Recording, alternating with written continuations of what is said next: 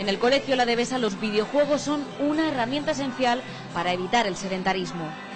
En este proyecto realizamos campeonatos por parejas en los cuales la competición se utiliza como herramienta educativa y no como un fin en sí mismo. Bailar, hacer con canoas, ir por el río. Ya desde muy pequeños utilizan las nuevas tecnologías. En todas las aulas podéis ver que tenemos pizarra digital con equipos multimedia y este año hemos introducido las tablets. Ellos son nativos digitales y para ellos es una herramienta cotidiana. ¿Preparados?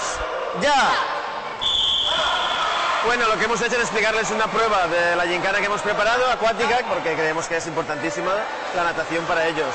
Pero el deporte solo puede ser efectivo con una buena alimentación. Y les explicamos pues desde que los plantamos, los vemos crecer y entonces como están tan en contacto, pues bueno, por lo menos los prueban. Y del huerto a la mesa. Les enseñamos que el desayuno es la comida más importante del día, también les enseñamos los tipos de alimentos que tienen que comer. Porque la alimentación y el deporte son garantía de salud física y mental.